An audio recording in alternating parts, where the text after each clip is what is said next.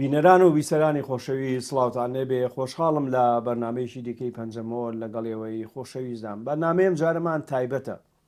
تایبەتە لەبەرەوەی لەسەر مێژووی تورکمانەکانی کوردستان و عێراق قساکەین.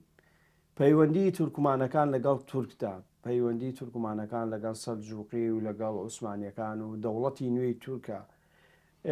دەوری تورکمانەکانی کوردستان لە بزوتنەوەی ئازادیخوازی کوردستاندا، پەیوەندیەکانی کورد و تورکمان و خۆشی و ناخۆشیەکانیان. بۆ ئەم مەبەستا ئێمە ئەمڕۆ میوانداری کەسایەتیەکی ناسراوی تورکمانمان کردووە کە ئەویش کاک مەحموود چەلەبیە. کاک مەحموود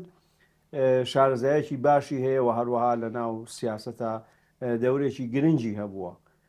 دیارە بەداخەوە لەبەرەوەی کە من تورکمانی نازانم، بەڵام کاک مەحموود کوردیەکی ێجگار جوان و خۆش و پاکش قساکە و تەنانەت ڕەخنە لە ئێمە ئاگرێڵێەوە ئەفەندین و زۆر باش خزمەتی زمانەکەی خۆتان ناکەن و هەندێک شت هەیە ڕەنگە هەر نەیزانن. کاک مەحموود بەخێر بێ بۆ بەرنامەی پەنجەمەوە. سپاس دەکەم. سەلامەت بن. ئەنگۆش بەخێر بێن. ئەزیەتمان داگۆ هاتینە ئێرانە. زۆر سپاس دەکەم. خێر بێن. کاک مەحموود ئەگەر لەوێەوە دەست پێ بکەین پێشەوەی باسی بنەماڵی خۆتان و کەسایەتی خۆت و دەوری خۆت لە فەرهەنگ و سیاست و ئەوانە بکەین، ئەمەوێت بگەڕێنەوە بۆ دواوە باسی هەندێک لایانی مێژووی بکەین کە گرنگن و ڕەنگە بۆ بینەری ئێمە ینی گرنگن کە بیزانێن. ئەویش مەسەلەی تورکمان وشەی تورکمان ئەگەر وا بڵێن ئەگەڕێتەوە بۆکەی بەچی ئەوترێت تورکمان؟ تورکمان ئەسڵی خۆی فەرعەکە لە تورکە، ئەسڵیان تورکە، فەرعەکە بڵێن کورد و هەم کە سۆرانی و بادینی هەیە هەمووش کوردن. ئەویش ساڵی 700 هیجری بڵێن میلادی کە شەڕێکی گەلێک گەورە قەوما لە بینی سینیەکان و تورکەکان لە منتیقەی تەلاس لە تورکستانی لە تورکمانستانی حالی زەیەکە تەلاسی پێدەنن لەوێ شەڕژی گەلێک گەورە بقرار بوو. نەتیجەی ئەو شەڕەی تورکان یارمەتیان لە عەباسیەکانی بیست. عەباسیەکان لەشکرێکی بە 30,000 کەس دەنێرە نەوێندرێ بە قیادەتی زەید بنی سالیم. شەڕێکی گەلێک گەورە دەبی لە بینی سینیەکان و لەگەر تورکەکان لەگەر عەباسیەکان. نەتیجەی عەباسیەکان و تورکەکان دەبنەوە شەڕەکەی. لەوێندەرێ دادەنیشن مناقەشەی دینی دەکەن پاشیش کە شەڕەکەیان بریتە. شەڕێکی زۆر گەورە دەبی زۆر ینی تقریبان 100,000 کەس دەکوژێت لەو شەڕی. لە پاش ئەو تاریخەش سینیەکان لەناو سەدی سنی داهێنات نەخوارێ. ئەوزە لەوێندەرێت تەماس دەبی دینی تورکیش ئەسڵێکان تورکەکانیش موحیدن وەنیە پوت پەرست بنیان ئاگر پەرست شتانێ نەبووە، بەس دینەکە لە حەزەتی یافەسەوە مایتەوە انحرافی تێدا هەبووە. لەوێندێ ئەوەنە دەبنە ئیسلام تێدەگەن تەعالیمی ئیسلامی کووە و دەبین زۆر نێزیی دینیوانە. لەبەر هەندێک عەرەبەکان بەوانە دەڵێن تورکی ئیمان، ئەنی ئەوانی ئیمانیان هینابی لە تورکەکان پێیان دەڵێن تورکی ئیمانە. بە مڕی زەمانیش بوویتە لە تورکی ئیمانی بوویتە تورکمان. ئەوجا ئیشی مهمەکەی لەو نقطەیەک ئەو عشیرەتی ئەیان ئەو قەومی کە بووینە تورکمان بووینە ئیسلام ئۆغزن عشائیری ئۆغزن بەخۆی تورکەکان دوو بابەتن حتا سێژەتانی بڵێن ئەمە دوی گەورەنە قبچاقەکان و ئۆغزەکانن. ئەو شەڕێکە کردیتیان ئۆغزەکان کردیتیان لەگەر سینیەکان و ئەوانش پێشی هەموو کەسی ئەوانە بووینە ئیسلام. تابی پێشی وەش ئیسلام هەبووە لە بینیان. نەتیجەی توجاری عەرەب و فارس چوینە وێندەر ئەو منتیقە لە تورکستان تیجارەتیان کردێ دیتیان تەبی ئیسلامی ئەو ڕۆژوشی ئیسلامی ئەوڕۆ نییە زۆر دروست بووینە. کەواتە کاک مەحموود ئەو تورکمانەکان بڵێن لەوێەوە لە دوای ئەوەوە لە دوای بڵێن حوسەی زاینیەوە کۆچیان کردووە هاتوونە تا منتیقانە یا چۆن هاتوونەتە مەسەلەن کوردستان؟ بڵێن ئەوزە پاشی ئەوزە با نقطەی لەوەی پێشترتان پێ بڵێن دەوڵەتی ئەمەوی کە لە گەیشتبوونە حتا سینی ماوەیەک ئەوێندەبێ تیسالیان لەگە تورکان بووە. بەڵام دەوڵەتی ئەمەوی دەوڵەتێکی عنسوری بۆ بێجگە لە عەرەبی هیچ قەومەچکە قبول نەکردیە چ لە لەشکری چ لە سیاسەتی چ لە وزەرای هەموو عەرەب بووینە. ئەمە عەباسیەکان وها نەبووە. عەباسیەکان زۆریان مختەلەت بوون ینی کراوا بوون بەڵێ وچوان نەبووینە کوردی تێدا هەبووە فورسی تێدا هەبووە تورکی تێدا هەبوو عەرەبیش تێدا هەبووە بەڵێ ئەوانە نەتیجەوەی زۆر تەداخلاتی زۆر بوو لەگەڵ عەباسیەکان بەڵێ لەشکریان زۆر لە تورکان ویستیاق يعني هەندێک بە سەراحەت قسەتان لەگەر بکەم دەولەتی عەباسی تقریبا 600 ساڵ حکمیان کردیە لەو منطقەی بە 180 ساڵی حکمی عەرەبی تێدا هەیە 180 ساڵ ئەویت کە هەموو ئەوڕەقەکان هەیە لێرە دەتان پێش بشاندەم ئەویت کە هەموو حکمی تورکیە لەگەریان حتا نهایەتی دەولەتی عوسمانی ئەو منطقە هەموو لەژێرمان لەبەر هەندێک تورکەکان ماوەک 110 ساڵ فارسەکان لەوێن دەرێ ئەو منطقەیان داگیر کردیە بۆی هیەکان ئەحمەد بنی بۆی عەلی بنی بۆی ئەوانە گوناه کردیە ساڵی 1055 خەلیفەی عەباسی مقتەدر بیللا تەڵەب دەکاتن لە سوڵتانی سەلجوقی ئەرتوغڕل بەک پەیدەلوەرە ئەمەی قورتار بکە لە فارسەکان سنووری جوگرافیای سەلجوقیەکان کوێ بوو لە بن سین دەست پێ دەکاتن حتا ئاخری حتا قاهرەی هەمویان داگیر کردیە دەولەتە جگە لە گەورەیان دانایە ئەوان لە 1055 وچی داخلی بەغدایە بوون 24 عشیرەتی تورکمانی ئۆغوز تورکمان ئەوەنە لەگەری دێنە ئێرانە لە عێراقی نیشتەجێ بن منطقەی شیمالی یعنی بڵێن باکوور وەنیا باکوور لە باکووری عێراقی لەوێن دەرێ دەبن لە هەولێرە لە تەلعفەری لە ئەو منطقانە کەرکووک و هەلو منطقان دەبن یعنی دەتانم من بلێم تاریخی تورکمانی لە عێراقی لە 1055 دەست پێ دەکات چونکی پاشیوی 6 دەولەتی تورکمان لە عێراقی دامەزرا بەس هەندێک کەسی تر ینی هەندێک لایەن من حەزەکەم ینی بۆی زیاتر ڕوون بێتەوە خەڵک تورکمان ئەڵێن ینی پیاوی تورک ئەمە علاقی بەوە هەیە بەڕاستی ینی گوایە کە تورکمان ئەوانن وەختی خۆی عوسمانیەکان کە هاتوون بە تایبەتی عوسمانیەکان لەسەر خەتی ڕێگەی بازرگانی و عسکەری خۆیان تا بەغا خەڵکیان داناوە بۆ ئەوەی پارێزگاری لە بەرژەوەندیەکانی عوسمانیەکان بکە و هەندێک تەنانەت کوردیش لەوانە کە بوون بە پاسەوان وانە دوایی وردە ئەمانە زمانی تورکی فێر بوون و بوون بە تورکمان ئەمە ڕاستە نەخێریت علاقی پێدانە ئەوەلەن پێشی عوسمانیەکان 1055 تورکمان هەبووە لێ هاتنە ئێران عوسمانەکان پاش ئاخر مەرحەلەکەوانە کەلیمەی تورکمان پیاوی ئینگلیزی ئەدی عوسمان چیە عوسمان پیاوی عوسەی ڕەحمان پیاوی ڕەحەی تورکەکان لەکوێوە لە ئەسڵە لەکوێوە هاتوون لەگەڵ بڵێن جەنگیزخان و مەغۆلەکان و ئەمانە علاقیان هەیە طبعا هەنگۆ جەنگیزخان بێتە حەقیقەتی مەنغۆلیا ناوی جغرافی مملەکەتە چییە کوردستان بەتەنێ کوردانە قەمیتکە تێدا هەیە بەس مەغۆلیا ملەتێکی تێدایە تورکن بەس لەبەر جۆرافیەکەی ناویان مەغۆل دەرچەوەنش تورکن ئامۆزانە زمانی هەندێک فەرقی هەیە چونکی لغەتەکی مشتەرەکیان لەبین نەبووە کە بلێ بەو هەموو ئەو زمانێ ئەمە زمانەکان هەموو تورکیا کۆم کە مەسەلە بڕۆ ئێمە هەندە فەرقمان نیە لە کوردستانی عێراقیان فەرقمان زۆر نییە بادینیش دەتانی تێبگەین لەگە سۆرانیان لە زۆرمان فەرقنیە جەنابەت خەلکی سولەیمانی لەگە دەشتی هەولێر فەرقت هەیە ئەمە تێدەکەین لە یەکدری وەلو ئیمن لێ ئینگۆ باشترە باشترە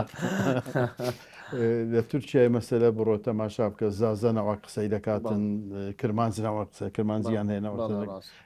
سلۆپی ناوەجکە تێدەگاتن بەڵام هەمیان خۆیان بە کوورد دەزانگە کورد دەزانەمە لە هەزات فەرقی هەیە لە زات ئەوانش هەموو لەناو ئەو جۆغرافیە گەورەیە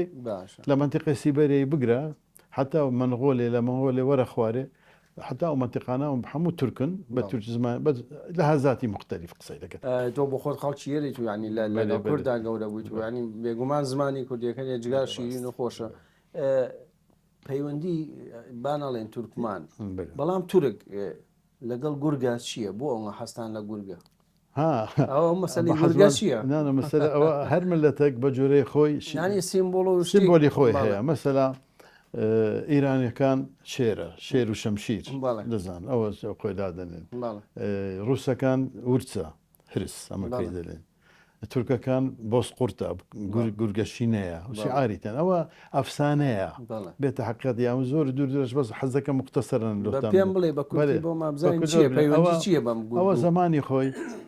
یعنی بە نەزەرە من بە نەزەری هەندێک مؤریخەکانی کە ئەمە مؤریخ نیمە تەبعاً بەس کتابەکان زۆر خوێندیە دەڵێ ئسکەندەری زولقەرنەین بەڵێ وچی هاتە ئەو منتیقانە لەوێن دەرێ شەڕێکی گەورەی کرد لەگەر ملەتەکان زۆر شەڕکەر بوون ئەزیەتەن دەدا عالەمێ ئەوانیان ڕەوان کردە ناو دۆڵەکی ناووادیەکی لەوێمان سەدیان لەو کردو نازانم لەوێمان ئەوە بە جۆرەی حکایە قورئانی کەریمەوە بەحەز دەکەن تورکەکان چ دەڵێن دەڵێن ئەوانە ئەمەینە ئەسڵی تورکەکانی دەڵێن بەس دەڵێ ڕۆژێک زۆر سارد بوو ئەو منتیقەیە لە سیبەریایە ئەو منتیقەیە گەلێک ساردا فەحمی حەزەری دەردێنێن خۆیان پێگەرم بکەن چۆن نازم فەحمی حەزەریتان دیتێ ئەنگۆنا ینی بەرفەرچە 2 کیلۆ خەڵوزی دابنێ 2 کیلۆ لێرە دابنێ ئەو خانەی هەموو گەرم دەکاتە حتا سبێنێ ئەمە ناوی بۆنی کە زەهیرە چونچی بەوی خۆیان گەرم کردیە بەس مەشعالەکەیان لە دەستکەتیتە وێندرێ بن چیایەکە هەموو ئاگری گرتیە سەدەکە لە هیچ لەبەر ئەو گەرمایە سەدی ئسکەندەری تاوایتەوە ئەوانە هاتی نەدەرێ لە وێندەری تورکەکان هاتی لە لەوێندەرە گورگەچیان دیتە گورگەچی شینیان دیتە و بۆسقورتەکە مێژ بووە ناویشە ئەسێنایە ئەسێنا ئەو ئەفسانەیوان حکایوان ئەوهایە دەڵێ ئەوانە بەدوو ئەو گورگەی کەتینە بەزگاری کردیان بەڕێوی تەمەەوە دیانی چەند دەرەزە چەند بەچەوەی ڕاستە نازانم ئەمە ئەفسانەیە لە تاریخەنەوە دەنووسێت ئەوەیە حکایە بۆسقورتی کانشی ئاریانە وەنیە کە بلێ شەچکە بیتن هەر ملەتێک بە جۆرە خۆشی ئارەجی هەیە ئەگە باسی دواتر فەرەنسیەکان مەسەرە کە لە بابە بەڵێ جا منیش بۆیە پرسیارم کوردان سەقەرە بازە ڕاستە هەر میلەتە و ینی سیمبۆڵێک ڕزان ورچە ئەوەی نازانم دیارە پێیان مەقبوڵ پەیوەندی بە بەفر و مەفر و سەرماوانەوە نازانم بەڵێ باشە ئەگە باسی سەردەمی دواتر بکەین ینی بۆ ئەوەی بتوانینەوە باسی ژیانی خۆشت بکەین لە سەردەمی عوسمانیەکانە باز لەوە کرێ کاڵێن زۆربەی سوڵتانەکانی عوسمانی تورک نەبوون ڕاستە؟ نا سوڵتانی عوسمانی دیسان بگەڕێمە سەر نقطەی زۆر ئەساس هەر دەولەتێک لەسەر عنسوریەت دانرابی عمری گەلە کورتە مەسەلە دەولەتی ئەمەوی دەولەتێکی عنسوری بوو حقیقەتەن 83 ساڵە هەندێک دەڵێن 90 ساڵە 83 ساڵمان دەولەتی خولەفا ڕاشیدین هەر چەند عنسوریش نەبی ئەمە لەسەر عنسوری عەرەب دانرا بوو چم لە تشکێ تێدا نەبووە سەلمانی فارسی هەبووە سوهەیب ڕومی هەبووە گابانی کوردی هەبووە ینی ئەشخاص هەبووینە وەنێ بڵێ ئەقوامی تێدا هەبووە نا لەبەر دەولەتەی عەرەبی 33 ساڵ حکم کردی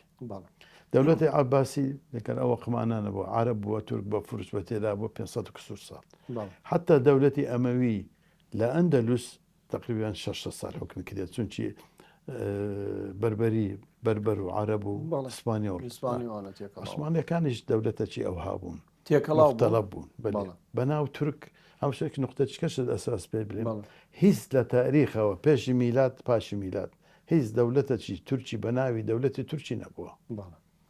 نەبوو هە بەناو خانەدانەکان بووە سەلجوق بووە قەرەقۆین بووە ئەقۆین بووە عوسمانی دەولەتی عوسمانی هیچ وەختێک نەیگوتیان دەولەت عوسمانیە تورکیە نەینووسیەوەی هەملەتەکان تورکن تورکی قسەیان کردیە بەران نەبووە ئیشەکی زۆر باشیان کردیە سوڵتانەکانی عوسمانی چیژەکانی لە جاریەکانی ئەوروپای خواستیە لە یوغۆسلاڤیا لە پۆلۆنیا ساحب زەوقش بووینە چیژەکان گەلک جوان بووینە ئەوە بووە ئەوانە لۆ ئەوانەیان هینایە سەبەبی کە ئەو منداڵی کە لێ دەبی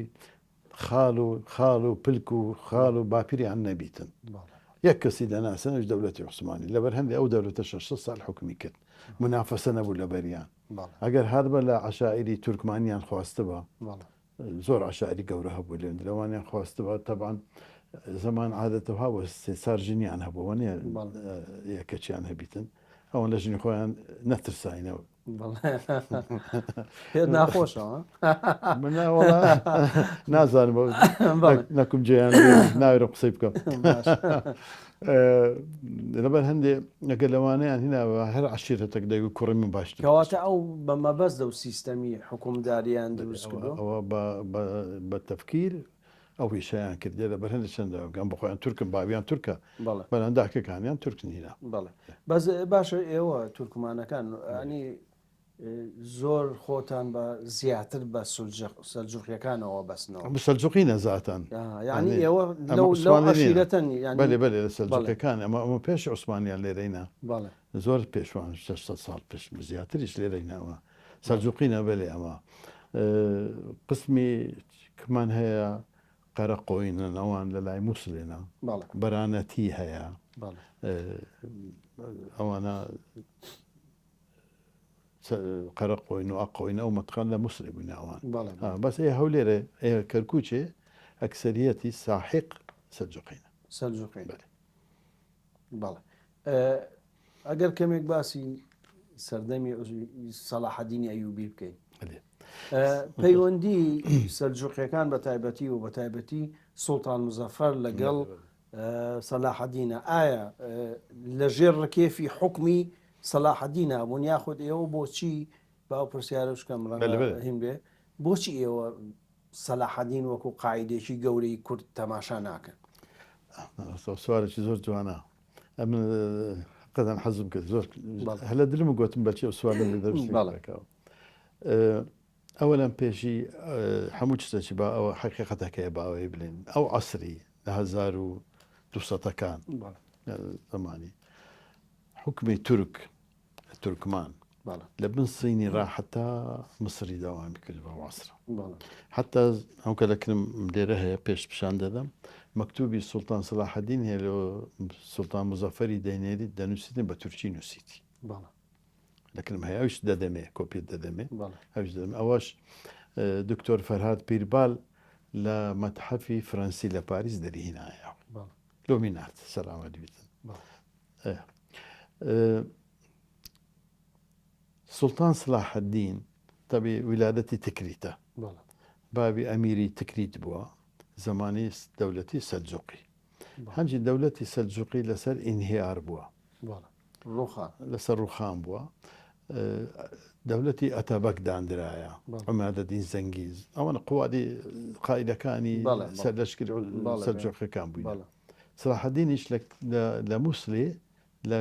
مالی عیمادەدین زەنگی گەورە دەبیت دەبتە قائیدەك شێرکۆ مایمیتی قائیدەش زۆر گەورە بووە بابی نەجمەدین ئەیوب زۆر عاقل بووە زۆر عاقل حتى دەڵێن لە مەجلیسی سوڵتان نورەدینی کەس نەیدەتانی قسەی بکە بەبێ ئیزن ئیلا نەجمەدین باوکی سەلاحەدین ئەیوب ئەو قسەی دەکرد بە جۆر زۆر پیاوی عاقل بووە بەڕاستی عاقل بووە هەندێک شوونی دەولەتی ئەوی داری دەکرد باش ئەزە سەلاحەدین ئەیوبی لە بن ژێرەوە حتا ئالای سەلجوقی ئالای ئەتەبەکان عینەن ئالای سەلجوقیەکانە بازی دووسەری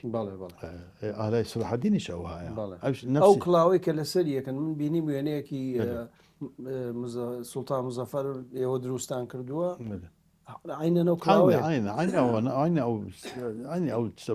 حربی هەموو لەبەریان بێ قائیدیان عسکەریان ئەوانە هەموو لە بەریان دەکرد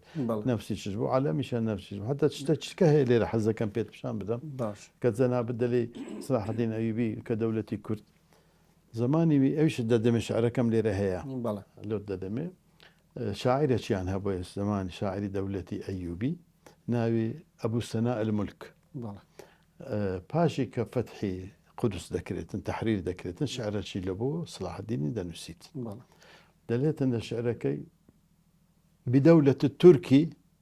بدولة التركي عزت ملة العربي وبابن أيوب ذلة الصلب دەڵێ بە دەولەتی تورک عربیش بڵند بوو بەس بە قەوەتی ئیبن ئەیوبی کە سەلاحەدینە سەلیبیش کات يعني ئەگەر لێرە ناوی ئیبن ئەیوبی نەهینا بە احتیمال وەکێک بڵێەوە چێ ئەو شعرەی لۆیسا بە شعرەکە کامل بەیتەکەم لۆ نووسیا هەمووتن لۆ هینای حازرم کردیە ئەوەی کە نووسیوێتی تورکمان عربە ابن سلا الملك أو نسرايا هنجي يعني دولتي بلي خاندان كردا إنكار ناكري أمن أويش من أوزاري لو برادر إيش بحثم كرد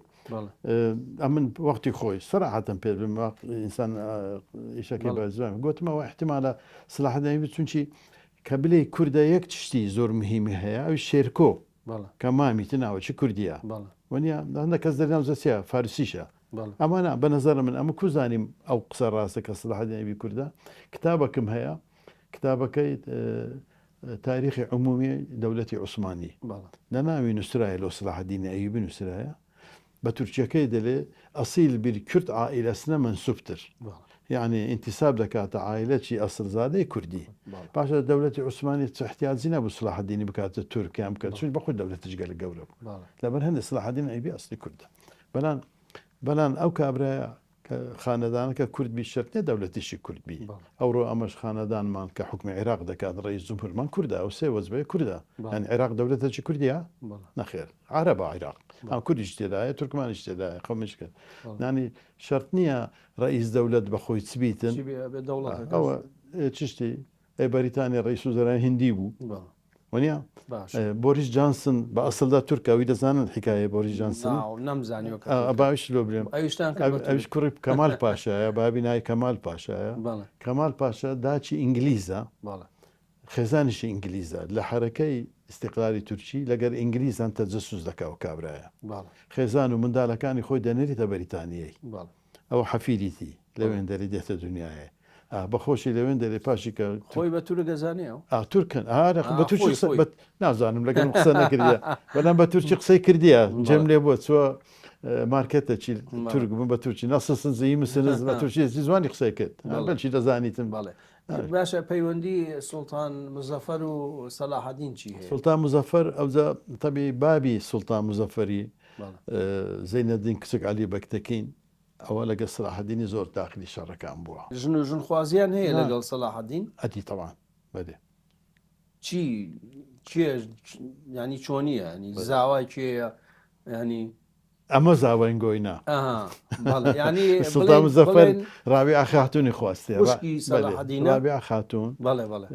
خوشی سلاح الدین ئەیوبی پێشی ویشی خێزانی ئەمیرەکی تورکمانی بۆ لە مووسڵێ ئەو ئەمیرەکە وەفات دەکاتن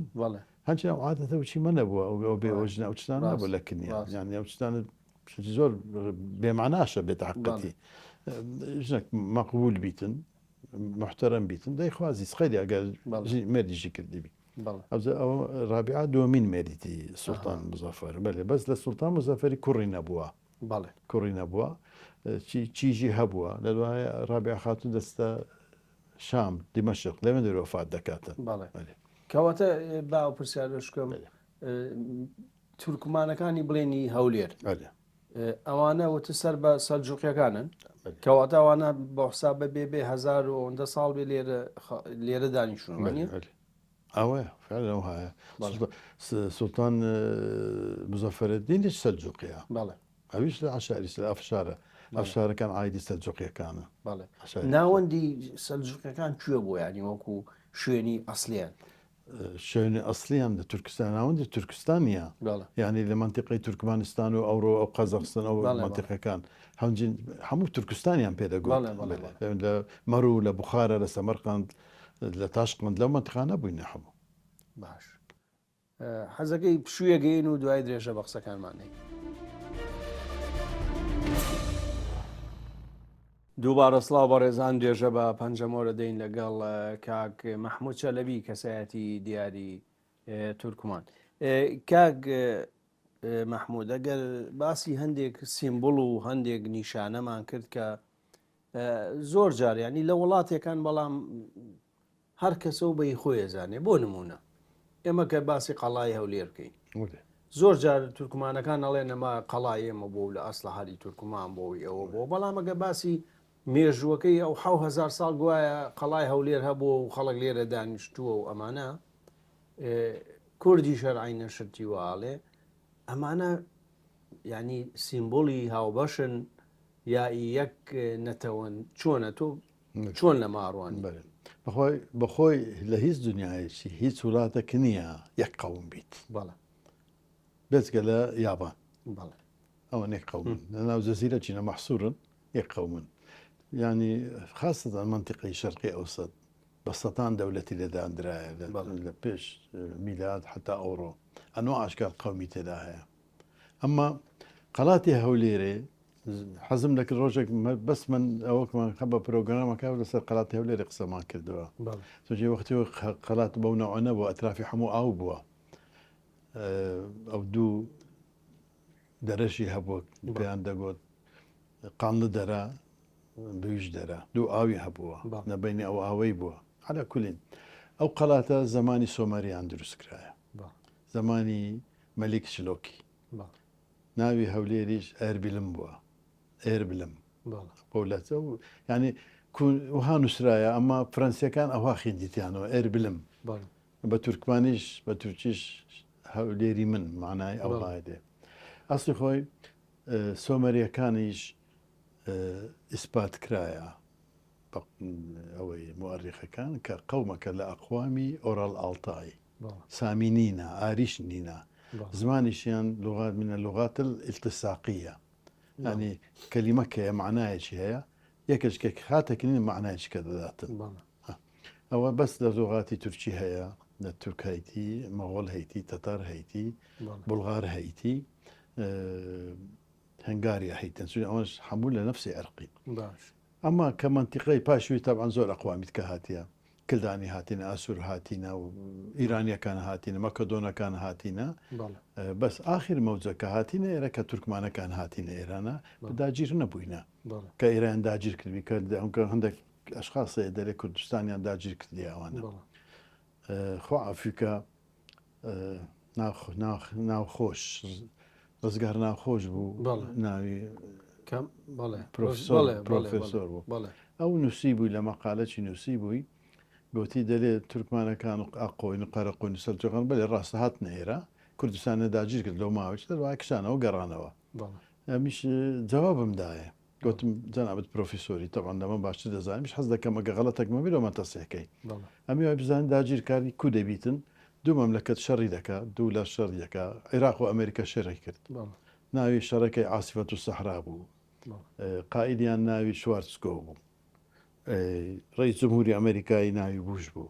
عراقي ناوي صدام بو هاشم سلطان بو قائد حرب كي دوران دوا داجير كرايرا باشا أما كتركمان هاتين كردستان من داجير كر ناوي دولتك يتسبو ليرا لقد چه شر مان كرت لچه ها شري كرد دوران دي أما هات مقرت مان إيري هذا بيو چتشوا هبي أوز داجير كربين أما بشرناتي نيرا ديرانا هنجين من التاريخ نمخني كدولة كردي هبيت نيربين أو ما داجير كتبي ما كلمة كردستاني بيت حقيقتي زماني السلطاني السلجوقي سنجر كخريطة بشان الزنابت من ذلك قرت قلت أم ملتانتيا بوانا دلين أكراديان بيدن كرديان بيدن قلت ما دام ويان قوين ولا قاموا ببنا لشكري من ناوي إيرش مالينا كردستان أو كتابة كان وبزانم هيتم ليرة أيش تددن أو روايته أما كتركمان هاتين كردستان عند أجر كردية أو أصلي شتيواني نخير هيتني ولا كواتا تركمان كان كوشيان كردو بويرة طبعا لا 1500 هاتين إيران ليران تقاوم هبوا كرديش ترى هبوا عربيش ترى هبوا بيشوانيش تركمان هبوا ليرة بس بقوتنا هاتينا كبدولتنا هاتينا باش سلجوقي هاتينا اشتكي تر هيك بونمونا يعني أما لقى كردان قشر ما نبوا أواني حزك أنا وخصيب كان تشتي وقت نبوا جاوشتكي زور باشا براسي شو يعني ما دام هم يخلشي ولاتي هيس أبدا شر نبوا بالله ليرة بونمونا لهولير بله أجا باسي يربكين بله هیچ گوندێکی تورکمانی نییە بۆچی گوندی تورکمانی نییە بەڵام سیرەکەی هەندێک گوند هەیە ناوەکەی تورکیە بەڵام خەڵکەکەی کە لەوێ ژین کوردن یعنی ئەواتانەوە بڵێن هەر شانشین بوون خەڵکی شارە نێوە هەمووتان تورکمانە بخوي بمسألة عربي هذا الآباء يعملون والأولاد يجرعون يعني بابا كان ده كان نتيجة أنزل كش أولادها كان دادن دي قد بدأ أما بس منطقة خوما عندك ناو كان دو بجميع قش تبا باش تبا يد قزلار يارمزا تيمان باغلي منارة قرية تاقصوير دراقة ونحن ناوي تركيا باشا أجر أمانا زماني عثماني كان أنا بيشوانا زوج بيشوانا أجر أمانا خاوني وأنا كردبان لونا بكردي دانا دنا ونيا سوزا خاصة بابن زمان عثماني دولة شيء عنصري نبوه هیچ وقتك نيجوتيات إلا ترك بلام سياستك شان هبوه كخدمتي تركي كردوه هيت سياست يعني نبوه بەدەن بەزەوە بەو معنایە گەر شوێنێک ناوی مەسەن بۆ نمونە خوشتەپە بێ ئیترە بێ ناوی س بقدیمە باشە بەس ئێستا ئەگەر باسی باکووری کوردستان کرد لە دوای دروستبوونی دەوڵەتی تورکیەوە بە سەدان ناوی گوندی کورد کراون بە تورکی ئێمە 200 ساڵی تر ئەم ناوانە کە هاتن خەڵگەڵێ جاخۆمانە ناوەکانیان تورکیە و بەڵام مقایسەی دەوڵەتی عوسمان لەگەڵ حکوومەتی تورکیە مەکە باش ئەو دەوڵەتێکی ئومەمی بوو بڕۆنا ئەوەن لە سەرفی ئەو 600 ساڵەی هیچ کوردێک لەو منتیقەی سەورەتە چی کرد بوو زدیوان نەکردێت چونکە هەر کەس مرتاح بوو لەناو حکوومەتی ئیسلامی بۆ حکوومەتەکە شەڕێکی گەلە گەورە کرا لە بینی سوڵتانی عوسمانی و لەگەر سەفەویەکە سەفەویەکان هاتن ئەو منتیقەیان داگیر کرد لە بۆ 35 ساڵ ئەو منتیقانە ئەو گوندانە هەموو عەشائری تورکمانی تێدا بوو هەر هەموو عەشائری تورکمانی تێدا بووە بنەتیجەی ئەو شەڕەی طبعا ئەمە ئەوڕۆ ناتانیم قەرار ئەمە ئەوڕۆ قسەی دەکەین بەس لەوەی 1540 عفوان شەڕی چالدێران لۆ ئەو شەڕە کرایە لەم نیان پرسی با هەنجین دەمگوت ئەو شەڕی مەکەن لۆ شەڕی دەکەن پشکە نەبینی خۆتان ئەوەی تو ئەوە ئیمە شەڕەکە دۆچیە علاکوون دێ تەفاهمیان نەکرد لەسەر ئەوەی کە هات نەخوارێ عوسمانیەکان یەکەمین زار زمانی سوڵتان سەلیمی پاش چالدێرانی دێتە منتیقەی خانەقینی نایەتە کەرکوچێ لە منتیقەی شارە زووری کەنجین نەبووە شارە زور هەنجین نەبووە ئەوە بلێم هەبووە عفوان بەس سولەیمانیان نەبووە عفم دەکەی شارە زور هەبووە لێ دێتە خواری دێتە هەولێرە ئەو منتیقانی چەند عەشائری تورکمان هەیە یا هەلدێن دەڕۆن دەگەڕێنە وێندەرێ ئێرانی وای خود ئەوانە دەریان دەکەن عوسمانەکە چونکە بەئێتیبار ئەوانە تەبەعی سەفەوینە شیعەش نینە ئەگەر شیعەها بە ئەوڕۆ لە هەولێرە شیعە دەبوو شیعە نینە 8 ساڵ شەڕی عێراق و ئیرانی کرا لەشکری عێراقی نیوەی شیعە بوو زیاتر لەگەر شیعە شەڕی دەکرد ئەوانی چش بە نسبەت سەفەویەکان ئەوان شیعە بوون بەس لەشکریان سونە بوو لەگەر سونەی شەڕی دەکرد ئەوزە نەتیزەی وەی ئەو کوردی ئەو کە لە چها عشیرەتی کوردی دەپرسی بپرسە عڵێت لە خۆش ناو خاریت ئێوان چونکی شتێکەی تێدا هەیە بپرسە لە دزەیەکان بپرسە لە کەلهۆران بپرسە لە سییانان بپرسە هەموو دە لە ئەمە لە ئێرانی ئەسڵمان ئێرانیەدە ئەوانە هەموو لەگە سوڵتان سەلیمی هاتن لەم گوندانەیاندانا ئەو گوندانەکە تورکمان تێدا نەمابوو ماش بای بوویتە کورد ئەو کە یەک دوو میسالت پێ بڵێن بوجاق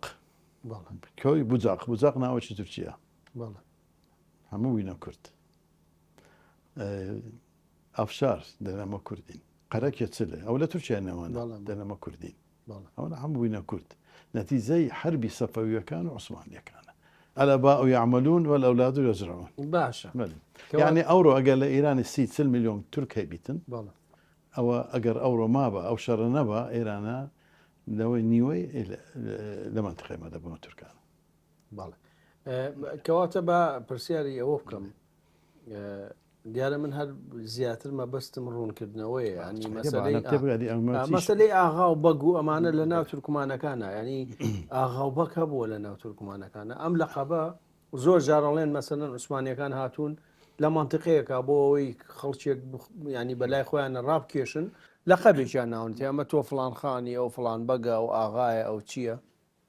هی تورکمانەکان چۆنە؟ ینی مەسەلەی ئاغا بەگووەمانە هەیە خۆی هەولێر ئاغایە کەرکک بەگە بەس لە هەولێرێ لە منتیقەی هەولێری یەک عشیرەتێک کە بەگن ئەوانیش میرەکانی خۆشناوەکانن ئەوان بەک بێگر بەەوە دەکەن ختاب دەکەن ئەوە لە قەبەتی تورکیا بەگە ئاغەیە یان مشتەرەکە بلین لە بین ئیرانیەکانش ئاغای ئیستعمال دەکەن حەزم دەکرد ئەو سوالەی بپرسی نازم نەتپرسی بە ئەمن باوێمە گۆڕێ مەسەلە کەلیمەی هەولێری وانیا کوردیە دەلێن لسانی زمانی کوردی زۆر قابلیەتەی گەورەیە هەیە یعنی کەلیمەی لە ملەتە چیکە وەردەگریتن مارەی دەکاتێ خۆی بە یەک حرف ئەو لە هیچ ملەتە چی نییە لە هیچ ملەتەچی ئەو چ لە عەربیم دیتەوەی چ لە ئینگلیزی دیتمەوەی هەندێک فەرەنسی تێدەگەم چلەویشم نەدیتە بەس لە تورکیش نییە لە کوردی هەیە مەسەلە میسال پێ بڵێم بە حرفی ها کەلیمەکەی دەکاتە کوردی ئەگەر ئەو کەلیمەیە بە ئەحروفی سەوتیە دەستی پێ کردبی ئەی ئۆ یو ئای حرفانە مەسەلا میسال یەتیم چیە بە کوردی هەتیم هێ هاتە پێشی ئەو کە بە عەرەبژی بڵێ هذا هەتیم تێ دەگا تێناگە هەتیم بۆ کوردی ئۆبا بۆ هۆبا ئۆزان بۆ هۆزان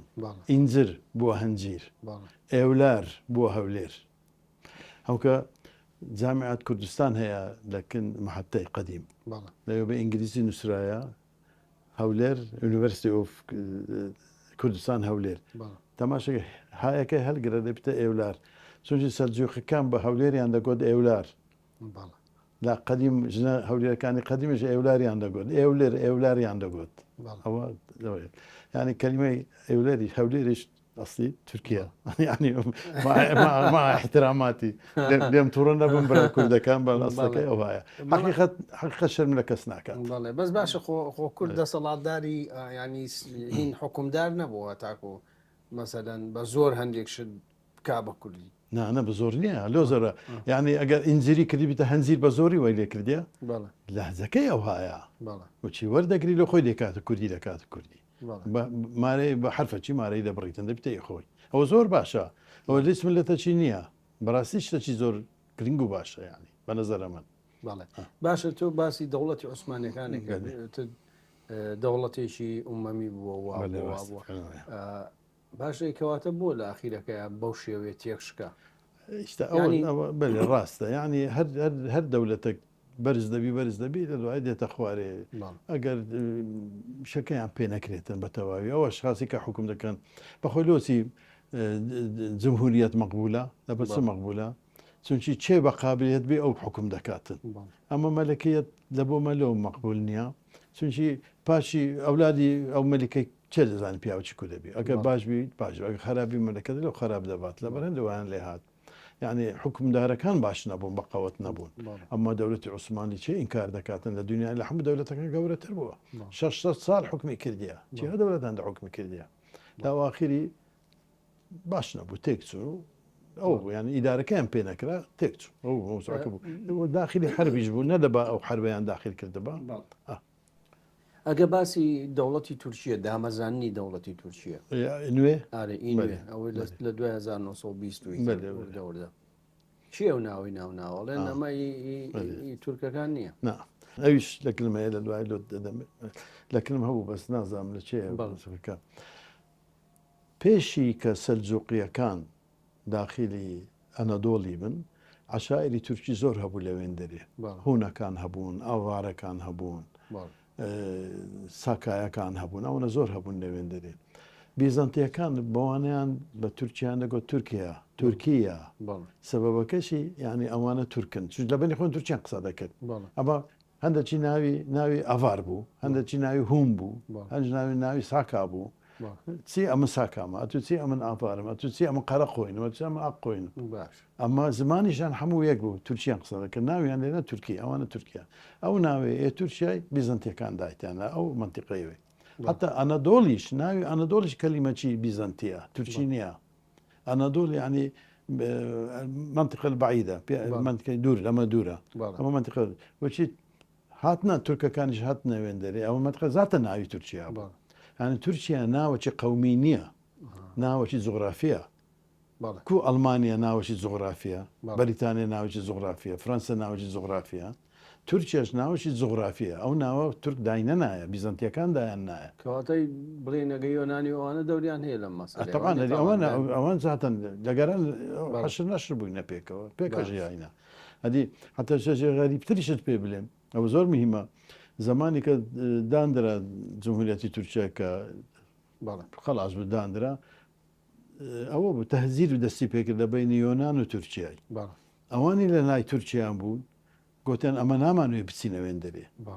ئەوانی نەناو یۆنانی بن گوتی ئەمە دەمانوێ بینە تورکیای ئەزیەتیان ئەوان ئیسلام و مەسیحیەت ئەزیەتیاندا لە دوش ئەزیەتیان نەبوو ئەوزە ئەوانە وچی ڕوومەکان بێن ڕوومیان پێدەگۆت تورکیا وجی چوونە یۆنانی زۆر لەوێ ئەزیەتیان خواردیا پێیان دەگوت ئەنگۆ خوڵامی تورکانن ئەزیەتیان دەدانی نان نوویست بڕۆن بەلان تا زیرکران بە منجلەوەی اتفاقی لۆزان سێش کەس زۆر مهمە بە حەز دەکەم لێرە ڕۆنکەمەوە اتفاقی لۆزان 1923 6 مانگ داوامی کردێتەوە بە خۆتان دەزانەوەی لەوێ دەرێ حدودی تورکیا ڕسم نەکرایە ئەوە غەڵەتە زاتەن تورکیا شەڕی کردێ 4 ساڵە حدودەی دامەزراندی لێرە هەیتم خەریتەکەش لەڕای دەدەمێت لێرە شەویشم هەیە لۆزان معاهدەی سێڤەر معاهدەی لۆزان هەمووی تێدا هەیە تورکیا چی نەما بوو ئەنقەرە ئەستانبول سەمسون ئەنقەرە ئەستانبولیش نا ئەنقەرە سەمسون مەراش ئەو سە ویلاتەی هەبوو لە بندەشتی بوو ئەو هەمووی احتلال کرابوو پاشی حربی عالێمەی یەکەم مستەفا کەمال کە ئەو سەرێ کرد ئەو خەریتەی ئەوڕۆی دانا لۆزان لە بۆ ویلایەت مووسڵ بوو گوتی مووسڵیشمان دەبێت لەگە ویلایەتی حەلەبی پێیان نەکرد بەحسمان کردەوەی یعنی ئەو جمهوریەتی تورکیای لە لۆزان داناندرایە لە لۆزان مەوزوعی مووسڵ ئەو پێشیان نەکرا یان تعویز درا هەندێک نەفت و مەفت لە عێراقی دراوێنەوە ئەو مۆزوعەکە و بەڵام لێرە زۆر برادەر هەیە ئەو سوالی لە من دەپرسن دەن لۆ لە تورکیای حقوقی کوردان نادرێ لۆچی دەوڵەتی کورد نەبی باشە ئەو سوالە حەق نییە لە تورکیا بپرسن ئەو سوالە حەقە لە فەرەنسا و بەریتانیا بپرسن کە دەوڵەتی عوسمانی تێکچوو کە ئەو منتیقە هەموو کەتە بن ژێر حکمی بەریتانیا و فەرەنسا و دەوڵەتانە لۆ هەنجین دەوڵەتە چینیاندا کوردە لە بندەستیان بوو لۆ نەیاندا حتا ئەو سوالەی کوڕی حەفیدی شێخ محمود مەلیک محمود بەرزەنجی پرسی لە قنسولی بەریتانی لە هەولێرە گوتی ئەمن حەفیدی مەلیک محمودی ما عالمیش چەپڵەکی زۆریان لۆ لێدا ئەوی چەپڵی لۆ لێدا گوتی دۆچی ئەنگۆ ئەوەندە دەوڵەتی عەرەبیتاندانە لۆ دەوڵەتەکتانەدا کوردە تەبی سوالێکی زۆر محریزە بێتەحقەتی ئەویش ئەوە سیاسیە دەزانی گوتی ئەو سوالێکی زۆر زەحمەتە ئەمە لۆ لێرەمە گوتی حتى سوالێکی زەحمەت بی جوابی زەحمەتتان بدەمێ ئەو بەس دەماغەکەشی نیوەی دەگەڕا جوابی پێ جوابی نییە چ بلێ باشە وەڵا لەبەر دووەلی جوار قبولیان نەدەکرد لەبەر هەندێ دەوڵەتمان نەدا کوردن ئەویش نەبوو بلێتن لۆ دەوڵەتی جوار ما بوو حەمووت گرتە بوو دەبا و سوالە برسی لەگە سوالە ئەن حەز دەکەم ڕۆژێک بچنەوەی لە سەفیری فەرەنسا و برسنەوەی بێگومانەوە ئەو پرسیارە ڕەنگە کرابێتیش و بەڵام هەر عینەنج ئەو پێچوپەنای وەڵامەکان بەو پێچوپەنایە جواباوەتەوە بەڵام تۆ باسی مافت کرد باشە خۆ قەیچیەکە ینی با سنووری بڵێن تورکیا ئەمەی ئێستا بێ بەس ئێستا وەکو ئێوە تۆ لێرە بە زمانی تورکمانیە خوێنی خۆشحاڵیەوە ئاڵای کوردستان لە بارەگاکەتە هەیە یعنی ئەوەتە بە کوردی لە من داشتریژەکە بڵێن پێت خۆشەوە باشە قەیچیەکە بۆ لە تورکیەش ینی باوا بێ ینی ئەو مافەی کە خەڵکی ترێتی باوانی شایان بێ باشە ئەمن دوو شتەکەت پێ لە دنیا دوو سیستەم هەیە یەکی سیستەمی تعددی هەیە یەسی سیستەمی مۆڵەق هەیە یەک ملت ئەوانە مەسەلە ئەڵمانی لە ئەڵمانی ئەنواعشکە ملت هەیە پۆلۆنی تێدا هەیە فەرەنسی تێدا لە ئەرزار لۆرین لەو منتیقانی تێدا کوردی تێدا هەیە هەموو پەسەپۆرتی ئەڵمانیان هەیە تورکی تێدا هەیە باشە زمانی ڕسمی لەو مەملەکەتەی چییە ئەڵمانیا چونکی یونیتەر کانترە ئەمە لە ئەڵمانیای ئەتۆ دەتەوێت لە خۆت مەکتەبەی تورکی بکەوە هەیتەیە بکەوە بە خۆت بکەوە ئیزن هەیە یەکە چی فەرەنسی بەزمە لە تورکیاش ئەو هەیە لە تورکیا ئەگەر یەکە خەڵکی ینی تۆ منێکەشمە لە ئەڵمانیا و بم بە پەنابەر و ئەمانە من لێرەوە چوم خۆ خاکی خاکم نەبردووە لەگە بەڵام کابرا خەڵکی دیار بکرەوە هەر لەوێ ژیاوە هەر لەوێ بۆ مەبەستەکە ئەوەیە یان بەێ پۆلۆنی هەیە لەناو حدودی ئەڵمانیا لە عینیش لە فەرەنسای هەیە ئەنو عشکە لە قوامی تێدا هەیە بریتانیان تێدا هەیە هیچ سێکەچی نابی حکوومەت لەویان ناکاتەوە حکومەت یەک زمان هەیە بەس بە خۆ تۆ دیفاع لەو سیاسەتەی تورکیاکەی ئەمن مەوزوعی دیفاع زیاتر تورکی احتیاجی منیە لەوەی دیفاع بکەم ئەمە واقعەکەت پێ دەڵێم ئەوڕۆ هەندێک چ پێپشان دەدەم لێرانە تەماشا بکە ئەوی دەلێتن مەسەلا کورد لەوێن دەرێ مەزلومن حەوریت یانی هەوکە پێت پیشان ئەو زەنجیراتی کە کورتیتی لە منتیقەی هەکاری ئەو زەنجیراتی کە کورتێت هەمووت پێ پیشاندەم تەماشاکە لەو کوردستانی عێراقی کەسێک ئەو حڕیەتەی هەیە ئەو زەنجیناتیە هەیە خۆ ناتوانێت بە زمانی خۆی بخوێنێ و قسەبارەتانی بخوێنی ئەگە بەڵام بەهین بەخۆی بکاتەوە ئیزن هەیە هەوکە لە ئەستانبولی ئەکادمی کوردی هەیە کابرای کردیتەوە لە خۆی کەس پێ نالێ مەکەوە زۆر مەکتەبی عەرەبی هەیە لە تورکیای چێ دەوێت دەتانی بیکاتەوە ئەگەر با بەراوردەکە وا بکەم ئەگەر حکوومەتی هەرێمی کوردستان وا بکەم مەسەڵەن بڵێ با تورکمانەکان بۆ خۆیان مەکتەبی خۆیان بکەنەوە ئێمە هیچ علاقەیەک زۆر باشە باشە ناوەچی باشە ینی ئەتوچی گوتر لا ئیلاها دەبی ئیلا الله کەش بلیوەنیە ئەگەر لە حزبی عەدالەتی تورکی حەبتەم عوزوو پەرلەمانی کوردی هەبی ئەو وەزیرەکانی کوردی چەند هەیە لە حکوومەتی تورکیا هەبی خۆکو کورد لەوێنین ئەدی وەچ کوچێ ئی تورکە کابرا لە کورد هاتە هەولێر بە کوردی قسەی کردیە ئەدی مەهدی ئەکەر کورد نییە هات لێرە بە کوردی قسەی دەکرد ئەو چیتەدایەوە ئەگەر ئەو شتی کە لە تورکیا هەبی کوردان بدرێتە ئەمە ڕازینە سەراحەتەم پێ دەرمە قسە لە بەشی شەکم نییە وەرەو لە بۆ من هەولێر لە هەموو دنیاکی مقدسترە جوانترە خۆشترە پاشی تەبان مەکە و مەدینەوەە ئەمە ئیسلامی بەعتیبار ئەمە بەڕاستی حڕێت هەولێر پێش مەکە و مەدینە ئەخەیتۆ ئەمن ئەمڕۆنا خوا شەرەفەکی گەورەی دایتە من لە لەوحی مەحفوظە منی بە ئیسلام نووسیا پاشوی شەرەفەکی کەشی دایتە من کە لە بۆ هەموو نەتەوەکانە قسە باسە کە تورکمانم ئەمە ئیفتخار بە تاریخ خۆم دەکەم بۆ منەتی خۆم دەکەم ئەمما دینم لە پێش هەموویتی ئیسلامیەتم لە پێش هەموویتی جا من حەز ناکەم زۆر باسی ئەو حەزەکەم زیاتر بە خۆیان هەیتیان بخۆێن دیفاعی خۆیان دەتان بکەن من پێنامێ باشە بەڵام لەسەر یەکردنەوەژە بێ خۆ تۆ باسی ئەومان کردوانی تۆ ئێستش سانازی بەسەر خۆسجۆکیەکان و بە فڵان و فیسارەوەکەی جوقی بەڵێ کوشان ئیمپراتۆرێکم دانای لە بنسینی حتى ئێرە لەوە کوونێکم سەرجوقیەکان شەڵەنجێز بوون زۆر ئازابوون زۆر ئازابوون ئەدی ئەو حروبی سەلیبێ یەکەمی زار ئەوان دەستیان پێکرد ئەوان دەستیان پێشیوان پاشیوان ئەتەبەکەکان ئەوان سەرجوقی بن بەڵام کورد کۆتایی بە ئیشەکەین ناپی کۆتایی نەهات زمانی سەلاحەدینی